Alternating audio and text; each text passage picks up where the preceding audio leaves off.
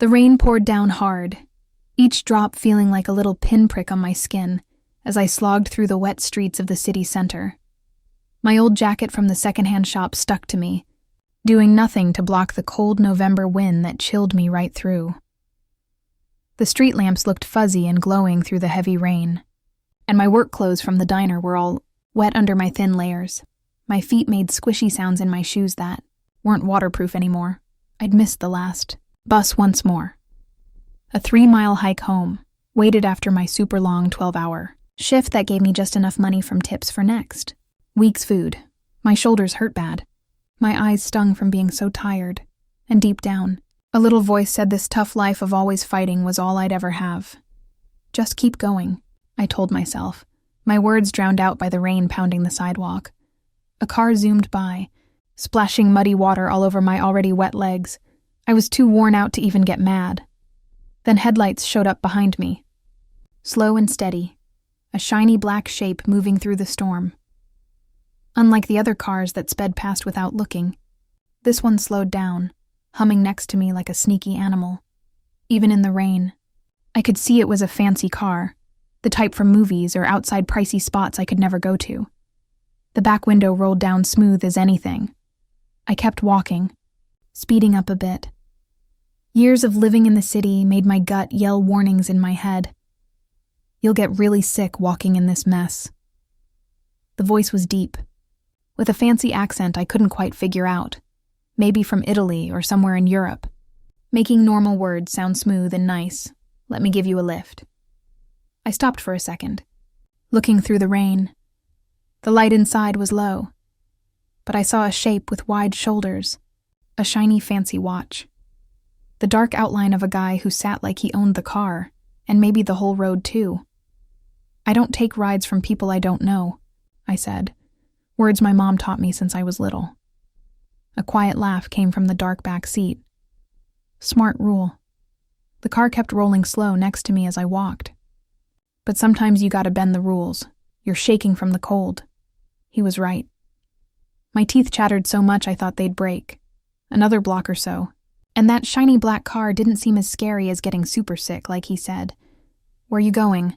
he asked, his voice cutting through the rain without getting louder. Oakwood Towers. The words slipped out before I could stop them. Stupid? Stupid. You never tell strangers where you live. That one word made it sound like he knew right where. It was the beat-up building on the edge of town, where rent was kind of cheap, if you had 2 jobs and shared with roommates. That's on my route. It wasn't on anyone's route. Not for folks who drove cars like that. Lightning flashed bright across the sky, thunder booming right after, shaking the ground under me. In that quick light, I saw him. Dark hair, sharp jaw with neat short beard, eyes that sucked in light instead of shining it back. Then dark again, except for a soft red glow from something smoking inside the car. Maybe a cigar. Miss, that word was like a question. But also like he knew I'd say yes, just waiting for me to get it. Another car flew by, splashing dirty water on my legs. My socks squished with every step. My place was still 20 minutes away, and the rain was mixing with sleet. "Fine," I said, so quiet I could barely hear myself. "Thanks." The back door opened from inside. I hadn't seen anyone else in the car, but now there was a big guy in the front seat, sitting still like a statue, facing ahead. A driver was at the wheel, just as still. Neither looked at me. I got in the back, dripping water everywhere, feeling totally out of place. Inside smelled like nice leather, smoke, and some fancy spice. It was just the right warm temperature. Soft classical music played. Loud enough to hear, but not to bother talking. The guy next to me was older than I thought, maybe early 40s, but the kind of older that looks cool and strong, like in movies where age just makes them better. His suit cost more than half a year's rent for me. Black and fitted perfect. His hands were on his legs, strong fingers, neat nails, and a big gold ring on his right hand that caught the dashboard light. "You're all wet," he said, and without waiting, he pushed a button. The wall between front and back slid up quiet, making us in our own little space. He pulled out a soft blanket from under the seat. Here. I'll mess it up, I said weakly, looking at the fancy material. It can be swapped out, he said, like money was no big deal to him, not something to worry about every day. I took the blanket, wrapping it around me, trying not to get the leather seats wet. Thanks. Oakwood, I know where it is, he cut in smooth. The car was already going, sliding through the storm super quiet. What's your name? I paused. The car's warmth was making me sleepy after standing all day. The smart part of my brain yelled, stranger danger. But the tired, cold part of me that was sick of struggling every day to get by was turning off those warnings. Mia. I said at last, Mia Thompson. He nodded like he liked the name. You can call me Marco. Can call me... Not my name is. That sounded weird. Old-fashioned, like folks don't talk now. He gave no last name. Thanks for the ride. Marco, I said, trying to sound fancy like him, feeling silly about how messy I looked. My light hair stuck to my head. My makeup was probably smeared around my eyes, and my work shirt, showing under my jacket. Had a stain from dropping food earlier. My pleasure, he answered. And even though his face stayed straight, his voice had a bit of fun in it. You work at that Italian spot? Yeah, the one on Main Street. I got tense. How'd you know? He pointed to my shirt, the black one with the place's mark showing a little under my jacket. But his eyes made me think he'd know anyway. Long day? He asked, switching topics, double shift. I said, we're low on people, and I need the money. Marco nodded, looking out the window, watching the city zoom by. We were going faster than I thought, and I noticed with a start we weren't heading to my building. We were going toward the fancy area by the water, with big houses and private spots. This isn't the way to Oakwood, I said, panic starting in my chest. Marco turned his dark eyes to me. No, he said. It's not. The panic grew bigger. I need to go home in this weather to a place with, if I had to guess, bad heat and iffy locks. He talked like he was chatting about rain, not guessing right about my home. I have a better idea. The car slowed. Turning into a private road, I'd walked by lots but never seen inside the big gates, the kind of fancy spot in magazines with prices not listed. What are you doing? My voice went high. I never said yes to staying out of the storm and a good place to stay. Marco finished for me. No, you didn't. But I'm offering anyway. Hot food, dry stuff to wear, and a real spot to sleep. Nothing else. His eyes locked on mine, not blinking, unless you want me to take you back to your spot. The way he said it made Oakwood sound like a bad place, and maybe it was close. Always cop sounds, shady stuff in the halls, doors that didn't lock right. I should have said take me home. I should have been scared. But the way he looked at me, like he saw all my tiredness, all the poor days behind and ahead, made me pause. It was that quick pause that changed it all, because in that second I didn't say no right away. He took my quiet as a yes. The car went through the gates, closing behind us with a creepy final sound. Just till the storm stops, I said weakly, knowing as I said it I'd made a big mistake. The car went around a fountain and stopped at a huge house that stood tall in the storm like from old times, all stone and pillars and windows with warm light. Of course, Marco said, his mouth curving into a tiny smile just till the storm stops. I don't remember dozing off. The last thing I recall was Marco taking me through big double doors into a huge entrance, bigger than my whole place. There were folks, workers I guess, who appeared and disappeared like shadows around me. Someone took my wet jacket. Someone else gave a towel. Marco said something about a room for guests, dry clothes, rest. Then nothing till I woke in a bed like floating on clouds, with smooth sheets in a room I didn't know. Panic hit me fast, my heart pounding as I sat up quick. The move made me dizzy, and I grabbed the sheets, waiting for things to stop spinning. Sun came through tall windows, half covered by thick curtains. The room was bigger than any I'd seen, even bigger than my shared place's whole layout. Where am I? I whispered to the empty space, my voice tiny in the big room. Memories came back slow, the rain, the black car. Marco when I looked down and saw with shock I wasn't in my clothes. Instead, a smooth night dress that cost more than a month's pay. Someone changed me while I was out. That idea creeped me out. Next to the bed was a little table with water and 2 white pills. No marks. A note in nice writing said, "For the fever, fever." I touched my head, hot as anything. Now I felt the aches in my body, the weight in my chest. Was I sick last night? Is that why I forgot everything after getting here? On a chair by the window were folded clothes, not mine, but soft pants and a cozy sweater in blue that matched my eyes just right.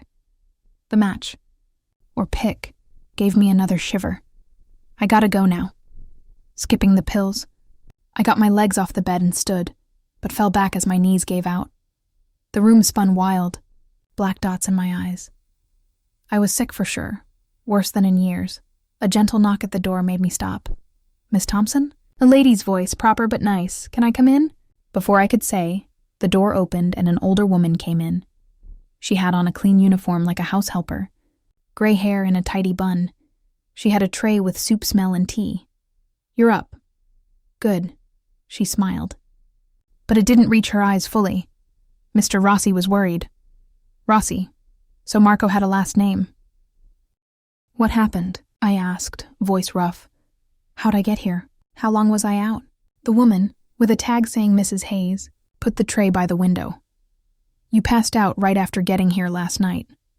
The doc said it was from being too tired and starting to get really sick in your lungs. You've been sleeping almost 18 hours. 18 hours? I'd missed my early shift at the other job. I'd get fired for sure. I need to call work," I said, looking around wild for my phone, bag, anything I knew. "I need to tell them." "Mr. Rossi handled it," Mrs. Hayes said. "Like that fixed it all. Your bosses know you're sick and will keep your jobs." Jobs. More than one. She knew I had 2. What else did Marco know about me? "Where's my stuff?" I asked, trying to sound tough. "My clothes." "My phone."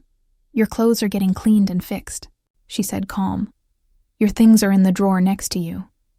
Mr. Rossi thought you'd like comfy stuff while you get better." She pointed to the outfit on the chair. I opened the drawer and found my old phone, keys with pepper spray, and wallet with just $27 at least no one took from me yet. "I gotta leave," I said, trying to stand slow this time. The room wobbled a little. Better. Mrs. Hayes's face got a tiny bit tight. "I wouldn't do that while you're sick. Miss Thompson, the doc said at least 3 days in bed." "I don't have 3 days." I snapped, scared making me mean. "I can't skip work. I can't pay for a doc, and I sure can't pay for all this." I waved at the fancy room. "No cost to you," she said, voice a bit softer. "Mr. Rossi says you stay as his guest till you're well." Guest? That word felt off, like calling a locked-up person a visitor. "Why?" I asked, the question burning since I saw that black car slow down. Why would he help me? "He doesn't know me." Mrs. Hayes kept her face blank. "Mr. Rossi helps who he picks. It's not my job to ask why." She went to the door. "Eat. Take the pills. Rest. Mr. Rossi will see you tonight." The door shut with a soft sound that felt like a lock clicking final. I dropped back on the bed. Legs too weak to hold me. What did I get into? More key, how do I get out? I looked at my phone. No bars. Of course. With nothing else.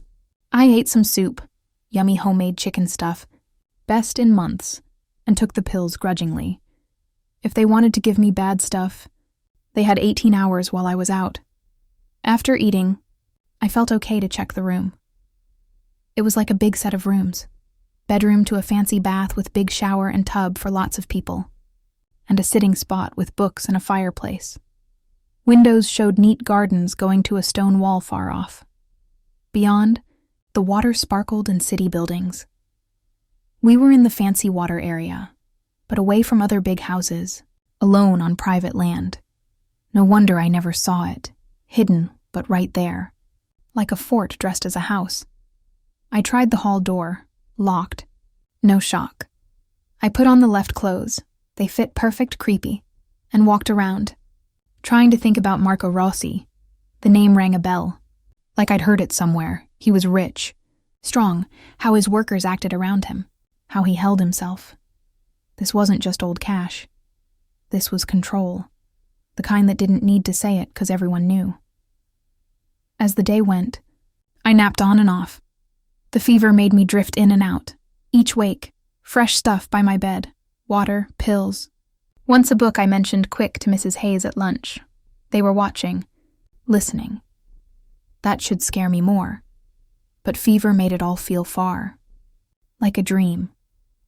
Evening sky turned purple and gold when a knock came. This one bolder. In charge. I knew who before the door opened. Marco Rossi came in like he owned it. Which he did. He'd switched from the suit I remembered to another. Dark gray that made his skin look warm in the low light. He held a small box in one hand and a folder in the other. Mia, he said, my name sounding close and special. You look better.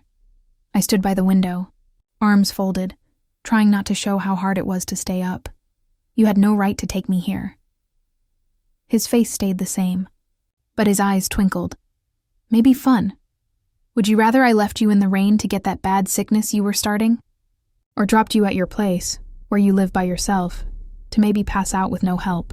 I jumped. How'd he know I was alone? My mailbox had names of old roommates who left when they couldn't pay, leaving me with it all. My workers say you're worried about jobs, he went on.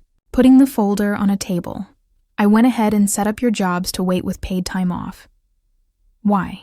I asked aloud, the question exploding. Why do this? What do you want?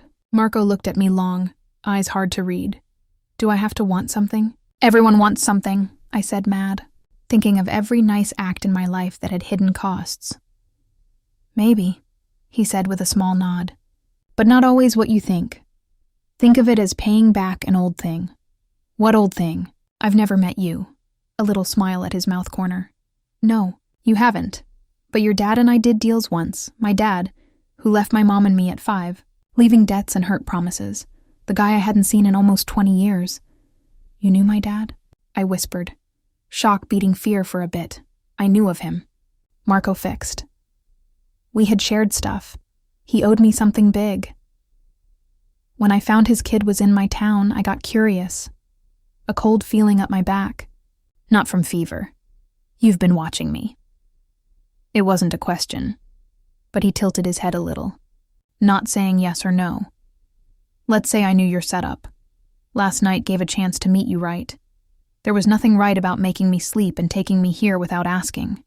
I snapped, mad over fear. Marco's face got a bit hard. You were sick. Bad sick. The doc gave fever stuff, nothing else. You're not locked up, Mia. Just a guest getting over sickness, so I can go now? I pushed, knowing the answer. You could, he said, careful. I wouldn't block you. But Doc says no. And it's dumb to ignore Doc advice when you're like this. The way he said dumb made it more than advice. What did my dad owe you? I asked, switching. Cash? Marco laughed, a warm sound in the dim room. Cash is hardly the best thing. Mia, he stepped closer. And I made myself not step back. But that's talk for when you're stronger. For now, rest. Get well. He put the small box on the table by me. A gift for your ease while here. Before I could talk, he went to the door. There he stopped, looking back with a face I couldn't get. I'll send dinner up. Tomorrow. If better, maybe join me down. Lots to talk about. The door shut, and this time I heard a clear lock click. I dropped to the window seat, legs giving up. My dad, Marco Rossi, some secret O. None made sense. All scared me. With shaky hands, I opened the box Marco left. Inside was a pretty silver band, old-looking, with small blue stones that matched my sweater. It was nice, it was costly. It felt like a chain. Morning came with soft rain on. Windows and knowing my fever broke overnight. I felt weak, but my head clear. The clear brought no ease. Just sharper scare. I'd spent half the night looking at the band Marco gave. It was old. Real old, with work you don't see now. The silver had dark spots and spots that looked real, and the blue stones shone with deep color only true ones have. I'd worked at a pawn place one summer in school. I knew this wasn't fake. This was museum or family safe stuff. The other half night I tried unlocking the door, opening windows, finding any out from my fancy trap. Nothing worked. Door was thick wood with strong lock. Windows big and pretty, but didn't open, or I couldn't figure how. I was stuck, waiting for Marco Rossi to say what next. A soft knock before Mrs. Hayes came in. She had fresh towels and tray with tea and bread. "Morning. Miss Thompson, you look way better." I sat on bed edge, band in my hand tight. "When can I go?" Mrs. Hayes smiled steady. "Mr. Rossi says tell you you're free to. Walk the house today if you feel okay. He set lunch in the sunroom at 1. Not the free I meant. And if I want to leave the whole house." Her smile got tight a tiny bit. "Mr. Rossi said you worry about work. He had your stuff brought from your place there, getting set in the blue rooms down the hall. A longer stay spot than this sick room." My blood went cold. "He went in my place. Mr. Rossi has folks who do that," she said, like it helped. "He thought you'd like your own stuff while getting better." Getting better. Old word like from books where girls got weird sickness and stayed in far houses. "How long does he think I'll stay?" I asked, keeping voice even. Mrs. Hayes set tea stuff on table with careful moves. "That's for you and Mr. Rossi to talk, miss. Where is he now?" "Mr. Rossi does work in mornings, busy till lunch." She looked at my closed hand. "I see he gave you the Hilton band. It's been in the family stuff for years. Waiting for the right person." The name hit hard. Hilton? Mrs. Hayes nodded. "Weird match with your last name, huh? Though maybe Mr. Rossi doesn't think matches are random." She left with more questions than fixes. The band felt heavier. Hilton. My last was Thompson. Not Hayleton? But close enough to wonder what Marco knew about my dad. My kin, after eating some bread and tea to get strong. I tested my new free. I put on another outfit left, jeans and sweater that fit perfect like all here, and went to the hall. No one stopped me. Hall was empty in a spooky way, but I felt watched. The house was bigger than I thought. Maze of paths and rooms showing old cash and strength. Real art on walls. Old stuff in spots, everything shiny and cared for. This wasn't just rich. This was family line. I walked what felt like forever, opening doors to book rooms, sitting spots, and a small art place with old paintings. Twice I heard steps behind, but turned and hall empty. Few workers I saw nodded nice, but no talk. Finally in main entrance. Big space with curving stairs and stone floors. Ahead were big double doors I kinda remembered from coming. Free just past them. I took 3 steps when a voice stopped me. "The gardens are pretty. Even wet, but not good for you right now." I turned to a man I hadn't seen. At stairs bottom. Younger than Marco, but same style, fancy suit, careful eyes, boss air. His voice had sharp edges from Far East places, not Marco's smooth one. "Who are you?" I asked, not hiding distrust. "Victor Kane, security boss." He stayed put, but somehow blocked me indoors. "Mr. Rossi asked me to keep you safe while here. Safe or trapped." I pushed. A bit of fun on his face. "In this house, Miss Thompson, safe and trapped are often the same. So I am trapped. You are a guest protected." He checked his watch. "Almost 1 sunroom through east side.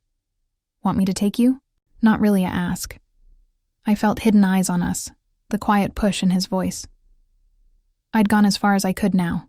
"Show me," I said, trying to sound brave. The sunroom was amazing, like a glass church with metal twists sticking from house back, looking over gardens to water. Even in rain, light filled it, bouncing off white stone floors and through warm plants growing in set weather. Marco was there, at small table for 2. He stood when we came. Old polite move that felt real and planned. "Mia," he said, voice warm like old friend. "You look way better today. Hope you slept good." I skipped the nice words. "You went in my place without asking." If my straight talk shocked him, he hit it. "I had your things picked up. Yes, your rent paid to year end. If you want to go back," he waved a chair across. "Please sit. You're still weak. I don't want to sit. I want answers. What did my dad owe you? Why am I here? What is this?" I held up the band I'd brought. Marco's face got softer, almost sad for a sec. So many asks, all linked. Please, Mia, sit, eat. I promised to tell. My legs shook from morning walk, body saying I was still sick. I sat, to not fall. A worker came from nowhere, putting plates of pretty food, colors and shapes like art, way better than my usual eats. You said my dad owed something big, I said, not touching food. What? Marco took time, cutting his fish neat. Your dad, Thomas Thompson, or Thomas Hailton as born, came from family like mine. Old ties, old cash, old duties. The name smacked me. Hailton. My dad's name was Thompson. He changed it when he ran with your mom. Marco said calm. New start, he called it. Way to leave family work. My hands shook as I grabbed water. What work? Marco's dark eyes held mine. Same work as me. Mia.work of control. You're being fuzzy on purpose, I said. A small smile on his lips. Some stuff better not named in. Talks. Let's say your dad and I did same kind of deals till he left that. Life. You're saying illegal stuff. My voice low as I got. It fancy cars, guards, a lone big house. How folks act around him with respect and fear. You're in the mob.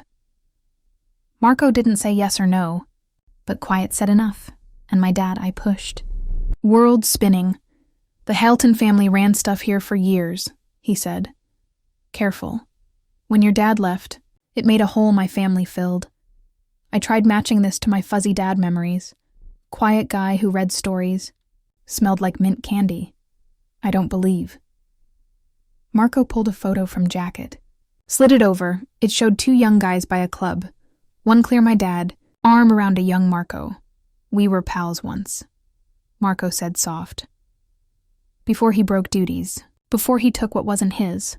What did he take? I asked, staring at photo of Dad's hidden life. The Hailton stuff, ties, areas, loyalties for next ones. Marco's eyes on my face. For you? I felt bad. I want no part. But here you are. He waved around. In your family spot. The Hailton band on your wrist or hand at least. I put the band on table between. I don't want it.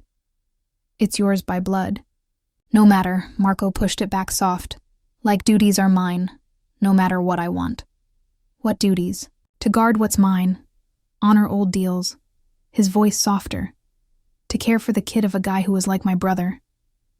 You don't know me, I said. Marco's look steady, deep. I know you do 2 jobs to live. But send cash to your mom in care home each month. I know you finished school top despite full work. I know you haven't had good food or full sleep in years, but never whine, never ask help. How much he knew scared me. How long watching. Since your dad died 3 months back, world stopped. What? Marco looked real surprised. You didn't know.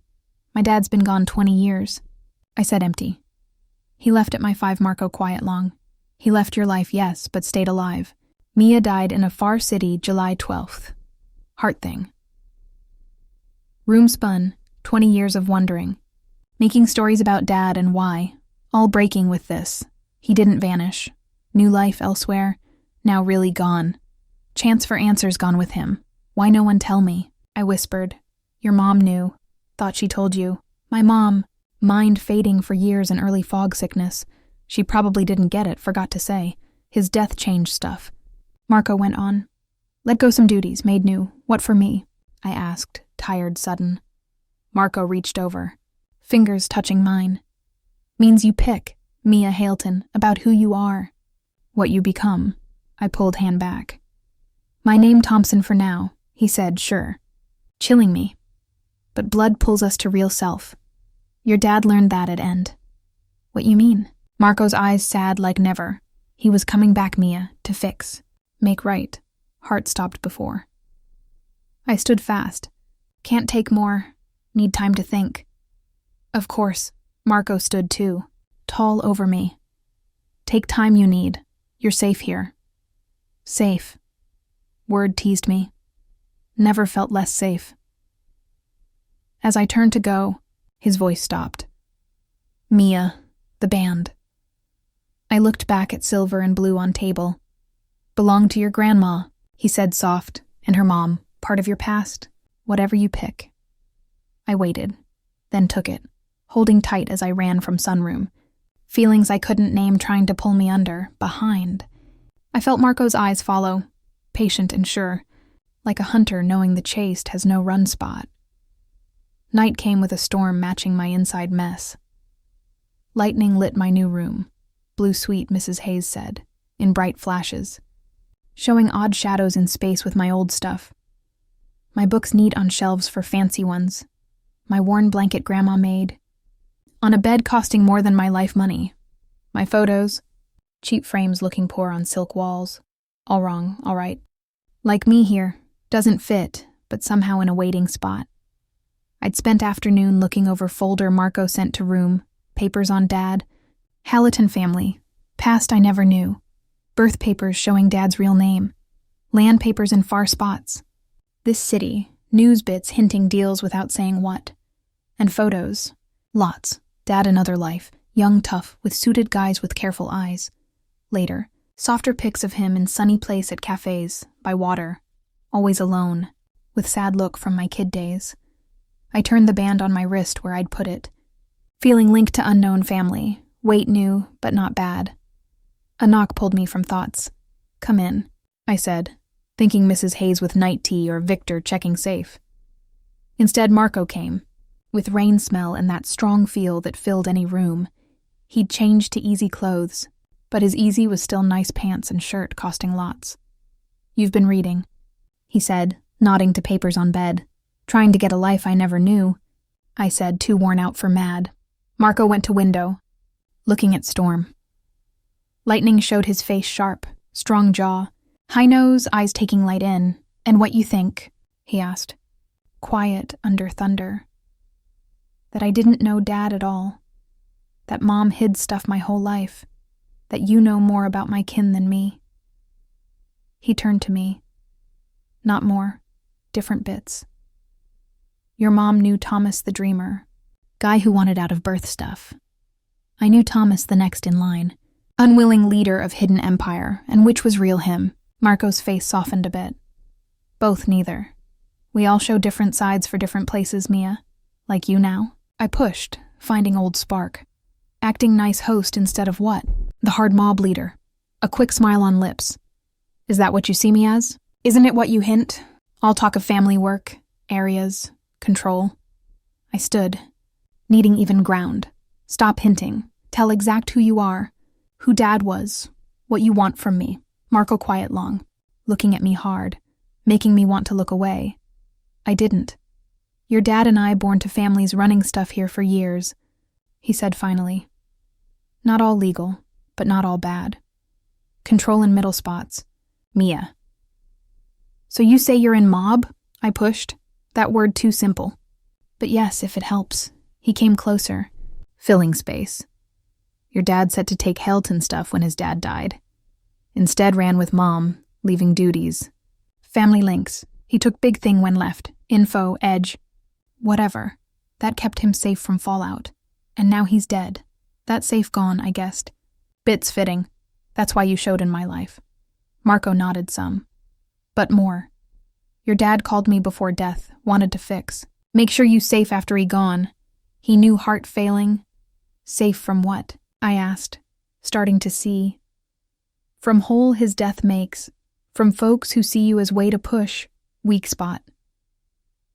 Marco's voice got hard. There are others in our world not as fair as me. A mad laugh from me. Fair? You kinda took me. I gave safe spot. He fixed.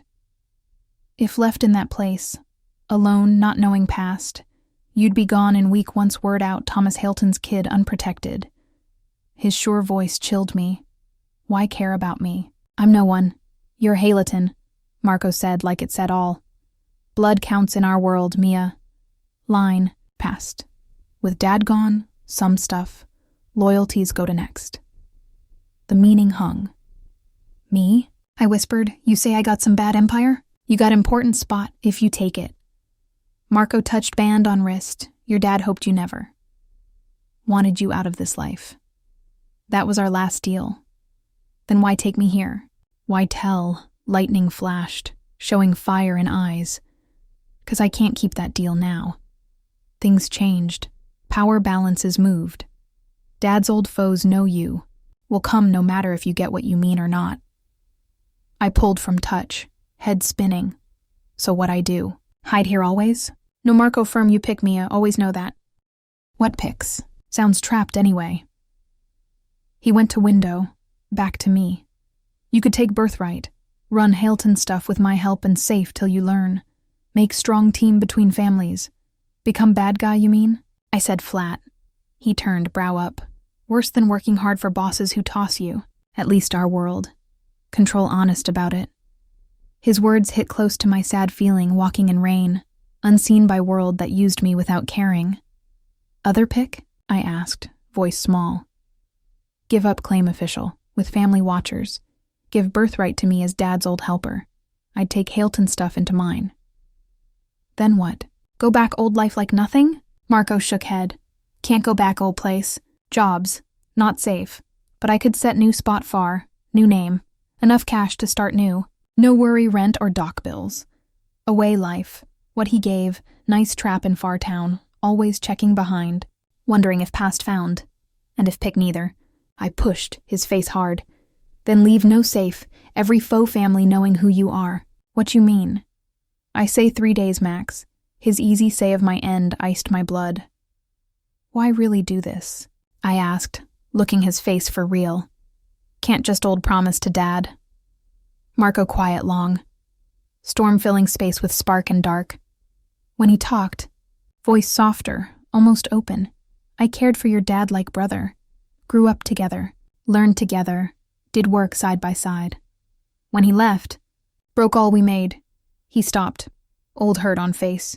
Hated him years. Then got him. Finally envied him. Envied? Seemed impossible. This strong guy envying Dad's hidden hard life. He picked free. Mia picked love over duty. Choice guys like me rarely get. Marco's eyes met mine, real and open like never. When I saw you in rain that night, knew you right away. You got his eyes. Stubborn chin, but you got what he lost. That spark. Will to keep going no matter. He came close, standing right before. I didn't just promise Dad I'd keep you safe. Promised myself I'd give you what he couldn't. Truth of who you are. Power to pick path. Even if path goes from you, I asked, seeing something new. Way he looked not just duty or control or Dad's past, something more close. Marco reached, fingers lifting my chin to eyes meet. Even then, though I hope not. Fire and gaze stopped my breath. This close, saw gold bits in dark eyes, small scar over brow. Held strength in him. Why? I whispered, 'cause in all my time this life, never met one who grabs me like you. Your toughness, fight, not breaking by world that tried hard. His thumb over my cheek, sparkly. I care about your tomorrow. Mia Halton, more than should. Air between charged with maybe, risky. Exciting maybe I'd never thought. World of strength and danger. Nice and risk. World where no more count coins for bus or pick meds or food. World with this mystery risky guy who saw me as special and strong. Not unseen girl my whole life. I need time, I said, pulling back a bit from touch. To think, pick. Marco nodded. Stepping back, of course. Take time you need.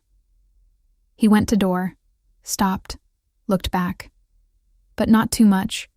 Mia world won't wait always. After he gone, I stood at window, watching lightning cut sky over city that seemed known and new. Below in garden, saw shapes of guys walking rounds. Victor's team keeping watch, keeping safe or in. Maybe both, like this house my safe and trap. Like Marco my guard and holder. I touched band on wrist, feeling weight of past, line, blood. My dad ran from this life, hid me. But maybe always knew it'd find me. Maybe why he called Marco at end. Not just safe, but give choice he never felt he had. Storm easing, lightning far, rain soft on glass. Morning light soon, day I'd pick who I real am. Mia Thompson, fighting server with nothing, or Mia Halton. next to Shadowline. As first dim morning hit edge, I picked I'd stay. Not from scare, not weak, but 'cause first time, power to pick my way, instead just living what way gave. I'd learn this world, get it, rule it if could. I'd find who Dad real was, and maybe who I could be. And Marco Rossi, he'd be my teacher, guard, maybe more. Spark between can't ignore. Pull to him scary and fun. I got in bed as storm gone full. Hayleton band still on. Marco's smell still in room, and first time in years. Slept no fear of tomorrow. Instead dreamed of strength, fire and maybes never thought. Dreamed of being new, tougher, one never unseen in rain again.